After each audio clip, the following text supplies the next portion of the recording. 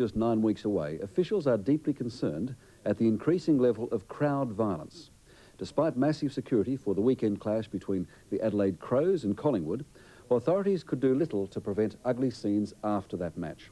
As Greg Hoy reports, this means fans may have to get used to some drastic action to stop the troublemakers. We've created a monster that we now have trouble in controlling.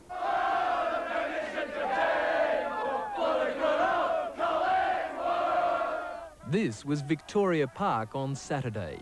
The home ground hosts, Collingwood, had just thrashed the Adelaide Crows by 123 points, so a crowd of Magpies supporters were rubbing it in. Police and club officials stopped things from getting nasty. Hardly a cause for celebration, quite the opposite. Well, it really worries me because it might expand. It might go down into the mire of English football and South American football. Former star player, coach and now commentator Ron Barassi. I mean, that's where it would end, and that would be an absolute shocking thing to happen to Australia. We don't want that sort of thing. Any people that you do have to arrest will be placed in the brawler van or the divisional van. It had been a tense build-up to the Interstate clash at Victoria Park on Saturday. The weekend before had seen 2 West Coast Eagles players involved in after-match clashes with Melbourne crowds. After a series of top-level talks, the Victorian Police Commissioner proposed erecting movable tunnels to protect players from spectators after the final siren. Then, the AFL ran ads in the weekend papers, warning that it would consider fencing fans in if crowd behaviour didn't improve. It won't be a problem today.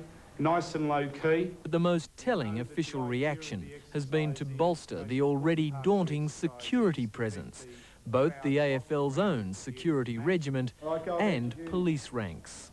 Over the years, it's always been fairly rowdy, and the barracking has sometimes been a bit uncouth, but generally has been fairly good-natured. Inspector Jeff Burrows of the Victorian Police. But to all now see this interstate rivalry develop to almost fever pitch, and certainly looking at the footage from last weekend, the looks on some of the supporters was startling, frightening. So who's responsible? Well, as the security forces marshalled their troops, that was the hot topic of debate over the airwaves. Well, why is it we've got reports that 3 games in Adelaide, Victorian supporters, our supporters, have had to be escorted from the ground by police because of your lot? Well, they say they're the ones being attacked. Well, yeah, we're getting a lot of complaints from both sides. A radio link-up between 3AW Melbourne and 5AA Adelaide. Yeah, but I'm asking you, how long will it be before there's an outbreak of violence in the crowds and someone is stabbed or beaten up mercilessly? I suppose there's a danger of that, but... It's all pretty sad for the majority of fans who are not such bad sports at all. Though, of course, Australian football continues to be pretty much a religion in these parts.